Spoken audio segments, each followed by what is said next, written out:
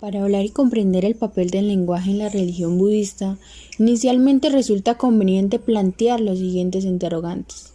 ¿Cuál es la actitud del budismo frente a las palabras? Si, como se afirma en la gran mayoría de los libros y relatos budistas, Buda durante su misterio no pronunció ninguna palabra.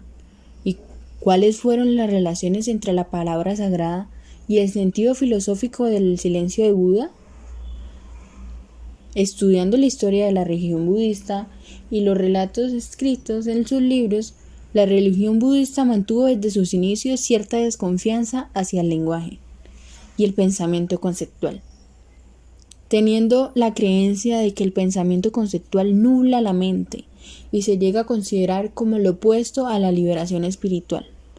Otros factores que acreditan esta afirmación son la aparente ausencia del rezo, o sea, la petición, el énfasis en la meditación y el rechazo al valor de los símbolos y doctrinas religiosas.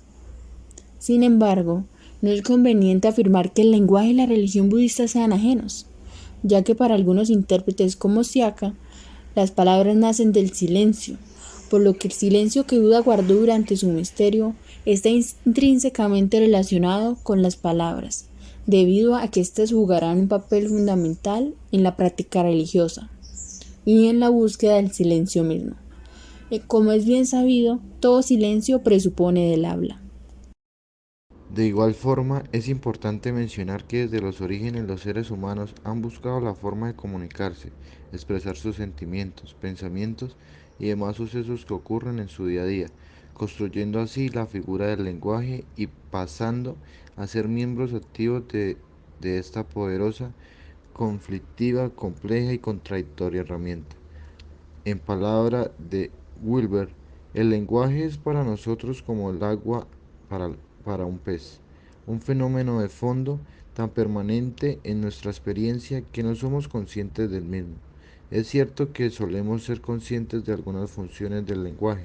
Podemos, por ejemplo, ser conscientes de la manipulación y elección de símbolos para transmitir un significado a los demás y a la mayoría de nosotros.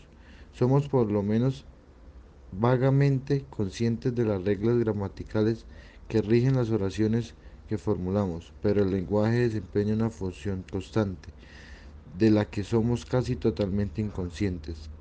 Crea distinciones, es decir, que el lenguaje y sus descendientes, la interacción abstracta, constituye la fuente principal de los dualismos humanos. Para comprender de mejor manera el lenguaje sagrado budista, se debe hacer un recorrido histórico que permita reorientar el misticismo del lenguaje sagrado de la religión. La literatura premahana. Esta sugiere menor énfasis la meta religiosa budista, que se caracteriza principalmente por tener la creencia que Buda está más allá de los caminos del habla. Bajo este supuesto de que el mundo es tal y como lo perciben los despiertos, la escolástica elaboró la teoría de los dharmas, el cual es un lenguaje técnico que busca principalmente la liberación que reemplaza las formas distorsionadas de ver el mundo, por lo que el silencio de Buda se manifiesta en su habla, sus palabras se adaptan a la inteligencia de quien las escucha. Elogio del silencio. El Mahayana entonó en canto del silencio del sabio, que ha aprendido el valor de las cosas y de las palabras que llevan a ella, promoviéndose la idea de que el mundo real conocerse a través de un metalenguaje de dharmas, que constituían los únicos elementos verdaderamente reales del mundo, reduciéndose a la idea de que el Buda no habla, no puede hablar, pero al mismo tiempo todo lo que dice es solo una palabra, o dicho de otra manera, un sonido instantáneo, el cual puede llegar a todos los seres vivos sin discriminación alguna. El Tantra y el lenguaje del mantra. Este ritual consiste en establecer el dominio con las fuerzas espirituales y la identificación con las energías que liberan. Para lograrlo, se hace uso de las palabras, denominadas en este ritual como mantras, cuya efectividad depende de la correspondencia entre el sonido y la mente del practicante. Tradición Kanzen. La modalidad de lenguaje que tiene su origen y su base en los estudios ordinarios de conciencia no representa nada para el budismo zen, una dura escuela de despojamiento y desfundamiento desarrollada en China y que combina elementos budistas y taoístas. El silencio, la paradoja y lo transracional Forman parte del corazón del núcleo de las enseñanzas del Zen. El hombre ha creado muchos conceptos valiosos que le han ayudado a manejar la realidad, pero ha terminado confundiendo los conceptos de la realidad, el pensamiento con la experiencia y el sistema con la vida. Al olvidar que los conceptos son una creación suya, deja de estar en contacto con la realidad.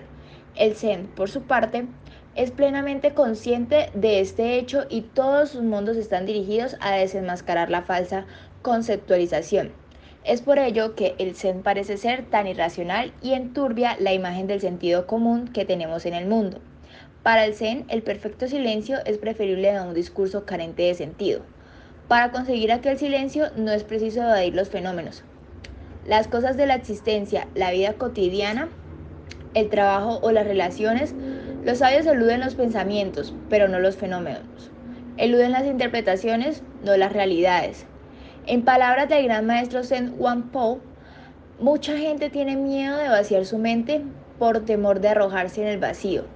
No comprenden que su propia mente es el vacío. En su ignorancia evaden los fenómenos, pero no los pensamientos.